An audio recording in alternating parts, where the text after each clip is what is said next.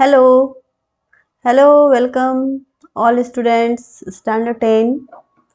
Again, we are here, and this is the very important time for all the students who are going to appear in the board examination. As you know, your science paper will be held on 2nd March, and this is the important date for all of you. For 2nd March, you will be appearing in this examination of science, and for this you must be preparing well. Most important examination is on 26 February English, and then इसके भी पहले हमें आप लोग का exam है, तो you have to prepare well for all the examination. On 21st also you have to appear on 85 Hindi B or Hindi A, those whatever they have opted. If they have opted Sanskrit, it will be held on 19th February. This is the important dates, and these are very important for all of you because you are going to appear in the examination, board examination, for which you were waiting for long, and since you are attentive, but my subject, as you know, is science, and so I am focusing upon the date of science examination. This is like we have to write in bold, that how bold we can write, and you know, red color is the winner. So second of March will be your very important day. 2nd March science. And now we have to know that what questions will be asked in science. Okay, so we have to see the things that how we are going to write for answer writing. Answer writing को select करना है कि आपका जो answer होने वाला है, आप जो answer writing techniques, what are the answer writing techniques. I hope all of you have revised the contents. Now you have to know some techniques how to score good marks in your examinations. Answer writing techniques आज हम देखेंगे. अगर ये किसी बच्चे की topper, CBSE topper बच्चे की है, जो how can you become a topper, how can you get more and more marks, how can you perform better. You can see here, if you are asked the questions, write in this way that you have to write the answers. Objective की answers लिखी गई है और उसके जो contents हैं वो भी लिख देनी है. In this way you will get full marks. Two की ऑब्जेक्टिव कैसे लिखनी है ये आप देख रहे हो. इस तरह से आप लोग भी अपने कॉपी में आंसर्स लिखोगे, NEET and clean, neat and tidy. And with every answers you have to leave the gaps of 2 line का गैप आपको देना एकदम जरूरी है. सेक्शन बी इस तरह से आप मेंशन करेंगे तो आपको बहुत ही अच्छा नंबर मिलेगा. Examiner will be giving you good marks if you right in this वे. अगर कोई डिफरेंसेस लिखनी है तो इस तरह से आप इसको भी देख रहे हैं किस तरह से क्लीन, नीट एंड क्लीन सब बातें लिखी रहती है. तो movement of leaves of a sensitive plant है, movement of a shoot towards light, phototropic movement, tropic movement है, मूवमेंट से क्वेश्चन आया हुआ है. तो आपको जो भी क्वेश्चंस आएंगे वो क्वेश्चंस आप इस तरह से नीट एंड टाइडी अपना अपीयरेंस देंगे, और इस तरह से जो क्वेश्चंस आप लिखेंगे इसमें आपको फुल मार्क्स मिलेगा. तो whenever there will be you are going to start to write another answers, then देखिए आप इसको यहाँ पे 2 आंसर्स 2 लाइन की गैप है. ये जो 2 लाइन्स की गैप है तो ये आप देख रहे हैं how it is very easily, very clearly written, and you can see the line gap 1 line 2 line. तो इस तरह से जो गैप आप देते हैं it also helps the examiner to read the answers properly and give you good marks. तो ये जो सिस्टम है इससे आपको मोर एंड मोर मार्क्स आप इससे स्कोर कर सकते हैं. The time is for revision. हम लोगों के पास जो टाइम है अभी हम लोग रिविजन करना चाहेंगे, तो वो रिविजन कैसे करेंगे. ये सैम्पल क्वेश्चन पेपर्स आपके होंगे आपको बायोलॉजी, चूँकि साइंस जो है physics, chemistry, biology 3 questions 3 parts में बँटे हुए हैं। तो आपको साइंस के लिए जो पढ़ाई करनी है वो आपको 30 मार्क्स की पढ़ाई करनी है, जिसमें कि 25 मार्क्स आपके वर्ल्ड ऑफ लिविंग में आएंगे और 5 मार्क्स आपके नेचुरल रिसोर्सेज से आएंगे। तो दीज आर वेरी इंपॉर्टेंट कि 30 मार्क्स के क्वेश्चंस आपके साइंस में बायोलॉजी से रहेंगे, biology, and rest will be on chemistry and physics. So today we are going to see that how the questions will be asked from you. When you are given the questions, then you have to see all the questions very well. Okay. And this will be, I am going to revise in a very short manner. This is mind map. Nutrition है, बस एक revision है, only revision. We already have studied many things. Nutrition क्या है, तो यहाँ पर देखो न्यूट्रिशन क्या है, इसको हम बस एकदम वेरी शॉर्ट में रिवीजन करना है हम लोगों को। इसलिए हम लोगों ने इसको माइंड मैप को हमने चुना है, ताकि आपको बहुत ही ईजी हो जाएगा। न्यूट्रिशन के डिफिनीशंस अगर आप पढ़े हुए हैं तो again you read, nutrition is a process to transfer source of energy from outside to the body of living organism to obtain energy. तो मेन प्रोसेस लिखना है, it is a process, nutrition is a process to transfer source of energy for maintaining living structures and performing basic functions in life. तो nutrition है क्या, एक basic process of energy transfer है, transfer का energy होता है जिसमें nutrition का for base to perform basic functions of life. Every individual को अपने बेसिक फंक्शंस ऑफ लाइफ के लिए जो एनर्जी चाहिए, उस एनर्जी की जो ज़रूरत पूरी करते हैं वो हम लोग न्यूट्रिशन के द्वारा करते हैं। तो we already have studied autotrophic nutrition, heterotrophic nutrition. Autotrophic nutrition में फोटोसिंथेसिस आएगा। फोटोसिंथेसिस की इक्वेशन आप याद कर लीजिएगा, मैंने बहुत बार पढ़ाया है आप लोगों को। साइट ऑफ फोटोसिंथेसिस कहाँ होता है, फोटोसिंथेसिस की प्रोसेस क्लोरोफिल में होती है।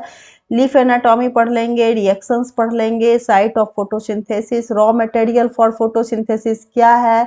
तो हमेशा अपने 4 फिंगर को याद रखिए। इस 4 फिंगर पर एक पर लिख लीजिए आप CO2, एक पर लिख लीजिए सनलाइट, क्लोरोफिल, वाटर। बस 4 चीज़ें हैं, इस 4 चीज़ों को याद रखिए और आपका याद एकदम कंप्लीट रहेगा। तो कैसे कैसे होता है, CO2 water, chlorophyll, sunlight. Requirement actually 2 ही चीज़ें हैं, CO2 वाटर, लेकिन कंडीशंस क्या है, वहाँ क्लोरोफिल होना चाहिए, सनलाइट।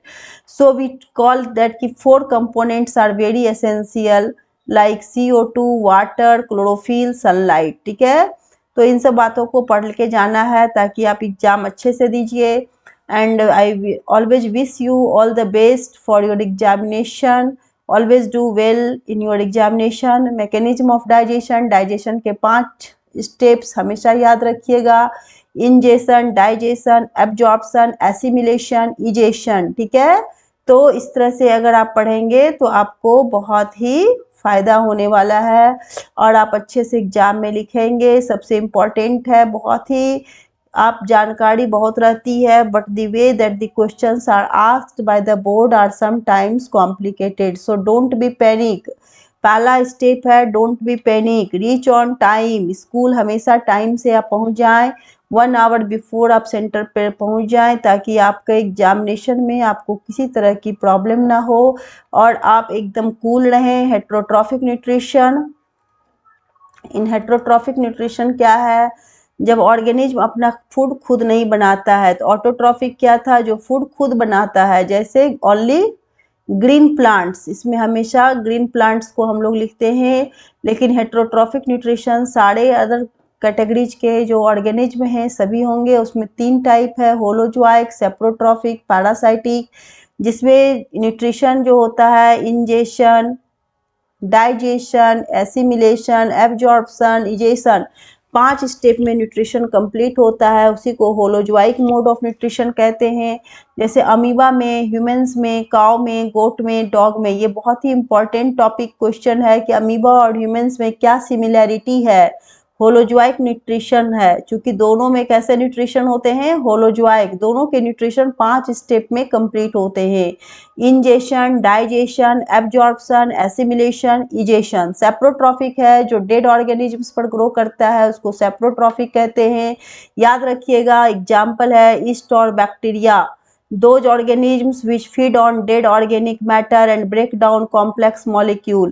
Parasitic क्या है, those organisms that live on or inside host to obtain the nutrition, like leech, like flatworm, like lice, ticks, etc. These are the parasitic organisms. So this is also a mode of nutrition in which the organisms live inside the host to obtain the nutrition. Nutrition in amoeba, you know, it ingest food with pseudopodia जो false legs को कहते हैं, और nutrition in human beings, both are similar because they both of them are completed in 5 stages, so it is called holozoic mode of nutrition. both में क्या similarity है, तो similarity यही है कि इसमें holozoic mode of nutrition होते हैं। ह्यूमन डाइजेस्टिव सिस्टम पढ़ के आना है, डाइजेस्टिव सिस्टम के डायग्राम्स की प्रैक्टिसेज कर लेनी है। जितने ग्लैंड्स हैं उस ग्लैंड्स का नाम याद रखिए, salivary glands, gastric glands, liver, pancreas, intestinal glands, और जो एलिमेंट्री कैनाल है, डाइजेस्टिव सिस्टम जितने भी कैनाल्स होते हैं, जितने भी पार्ट्स होते हैं, different parts, these are collectively called alimentary canal. तो सबसे पहले माउथ से अगर स्टार्ट होता है तो टंग, बियर, taste buds, teeth helps in chewing, तो ये सब पढ़ लेंगे आप। लेटर कंटिन्यूज एज ओसोफेगस, फिर स्टोमक होता है, फिर इंटेस्टाइन होता है, एनस होता है, इस बीच में बहुत सारे डिफरेंट स्मॉल पार्ट्स होते हैं। इसके इम्पॉर्टेंट टॉपिक आपको इसमें पढ़नी है, आपको पेरिस्टालसिस जरूर पढ़ के जाएंगे आप, जिसमें कि फूड पाइप का जो कंट्रैक्शन और रिलैक्सेशन होता है उसी को हम लोग पेरिस्टालसिस कहते हैं। Contraction and relaxation, contraction and relaxation of food pipe. और दूसरा क्या पढ़ के जाना है, डाइजेस्टिव सिस्टम में बोलस क्या होता है, व्हीली क्या होता है। तो बोलस होता है जो हम फूड खाते हैं, when food is mixed with saliva it transforms into a ball like structure to go inside the food pipe. तो फूड पाइप में जो बोलस आता है, जो फूड जो है सलाइवा से मिक्स होके बोलस के रूप में ये अंदर की ओर पाइप की ओर आता है। तो पाइप में जब स्वेलिंग होती है इसे, तो बोलस अंदर की ओर जाता है, फिर पाइप जो है कंट्रैक्ट करता है, रिलैक्स करता है, और बोलस नीचे आता है। तो इस तरह से फूड फिर स्टोमक में चला जाता है। तो आपको इस तरह से आपको स्टोमक में सारे डाइजेस्टिव सिस्टम पढ़ के जाएंगे। एक बड़ी शॉर्ट रिवीजन हम करवा दे रहे हैं, और आपको सारे नोट्स लिखे हुए हैं, आप उससे याद करके रेस्पिरेशन की जितनी इक्वेशंस है वो सब पढ़ के जाइएगा। रेस्पिरेशन की ये डिफिनीशंस है, आप देख रहे हैं डिफिनीशंस।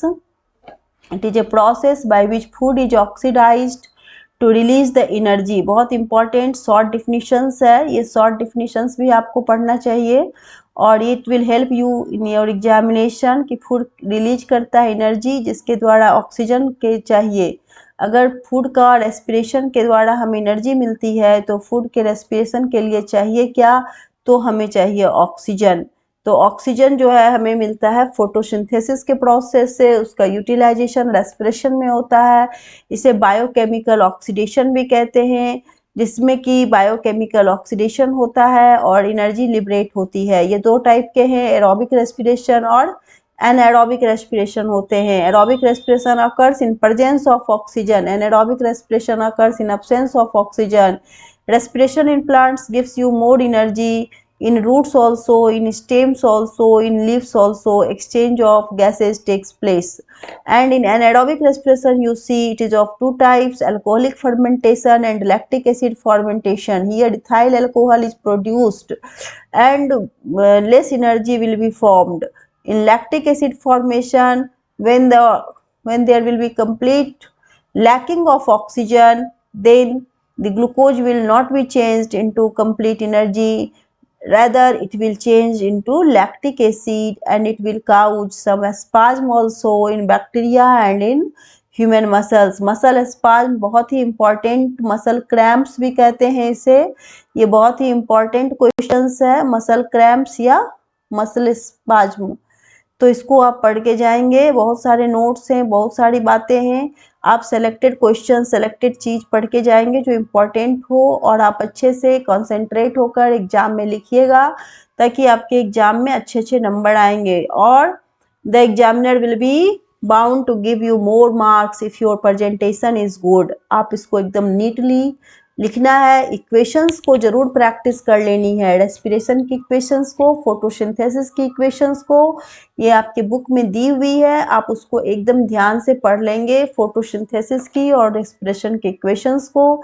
एक्वाटिक ऑर्गेनिजम्स कैसे ऑक्सीजन लेते हैं, तो ऑक्सीजन लेते हैं, जो ऑक्सीजन जो है वाटर में डिजोल्व होता है, वैसे तो यानी डिजोल्व ऑक्सीजन को लेते हैं, and they respire through gills.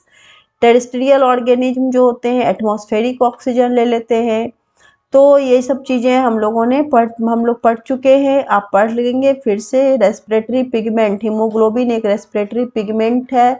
फिर एक माइंड मैप ट्रांसपोर्टेशन का है, ये भी आप देख सकते हैं, ट्रांसपोर्टेशन में जो माइंड मैप दिया गया है ये भी बहुत ही इंपॉर्टेंट है। एक life process of carrying absorbed और made substances from one part of the body to other parts. Transportation in human beings है,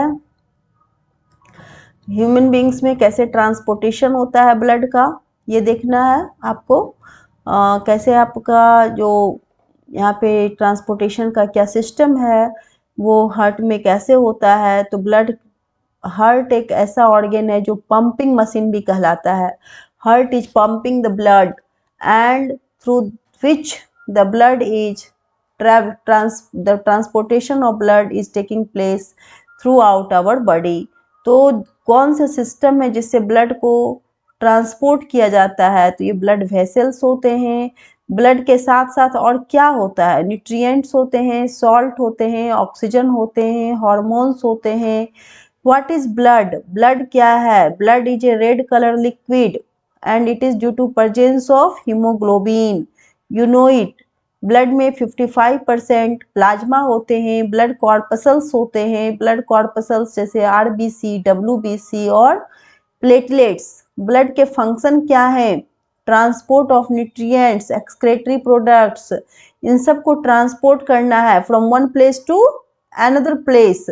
तो ब्लड का ये फंक्शन है कि उसको कैरी करके निकालना है oxygen, CO2, pH regulation, body temperature maintain करनी है, डिजीज से प्रोटेक्ट करना है। तो these are the different. Heart के बारे में भी आपको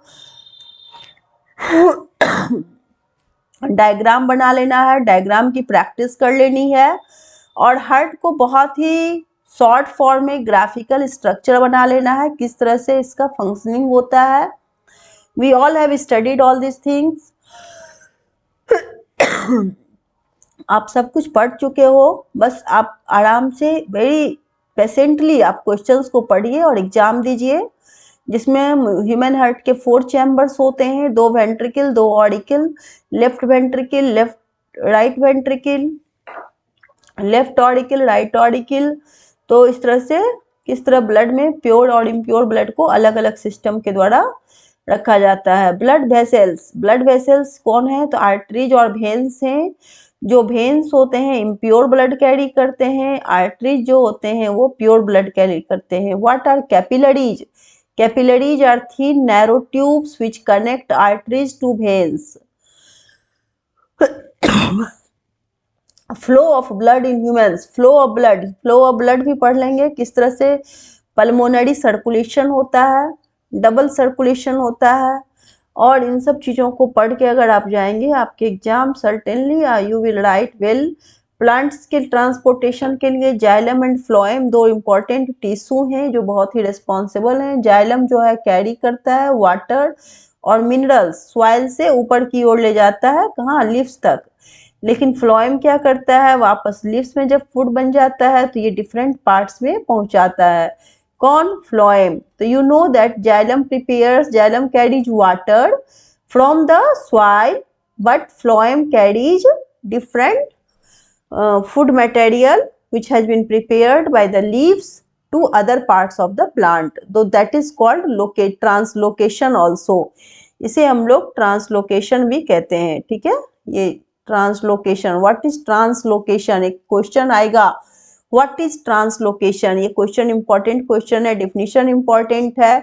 तो जो ट्रांसपोर्टेशन ऑफ फूड होता है, transportation of food by the phloem from leaves to other parts of plant, and this transport is called translocation. What is translocation? Transport of food by the phloem from leaf to other parts of the plant.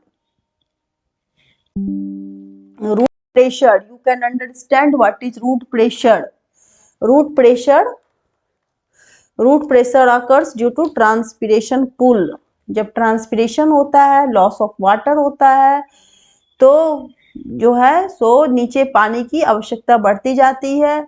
तो इस तरह से पानी को xylem जो है आगे absorb करके ऊपर लीव्स तक पहुंच जाता है। तो that is called root pressure. Transport of food होता है, ट्रांसपिरेशन होता है। I always wish that you should write properly in your examination. Lymph है, ब्लड प्रेशर है, these are things very important. If you want I will send you these mind maps also.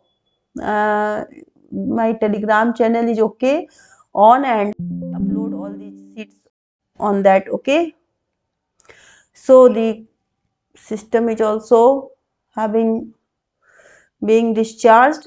So there are so many sheets that I had prepared. You will also prepare the sample question papers, marking schemes देखिए, और answer writing techniques को follow कीजिए. Wishing you all the best for your examination. I think you have to prepare well.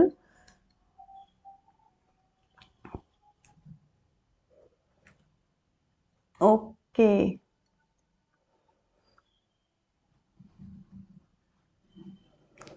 So it will be the question that how can we get good marks? How to score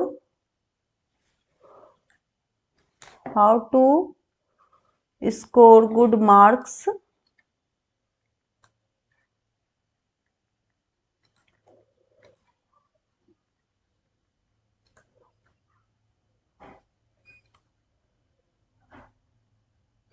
so don't be nervous, don't be panic, reach on time, have a good sleep. अच्छी नींद लेकर जानी, यही नहीं कि रात भर जग गए और मॉर्निंग में आप की आंखें दर्द हो रही हो. टेक हेल्दी फूड खाइए, स्वस्थ रहिए, because if you are healthy only then you can appear well in examination. Diagram की प्रैक्टिस होनी है, डायग्राम का प्रैक्टिस आप कर लें, ठीक है. Neat and clean handwriting, यानी आप साफ साफ लिखें. Always leave some gaps, always give 2-line gaps between answers of 2 questions. तो इन सब बातों का आप प्रैक्टिस करें. डिफरेंसेज होगा उसको भी प्रॉपर लिखिए.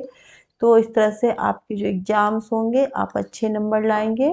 And I wish you all the best wishes.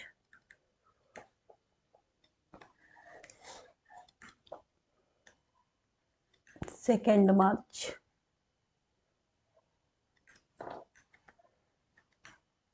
2024. This is the important date for your science examination for standard 10. Okay, thank you, and have a nice day. I meet you again after the examination.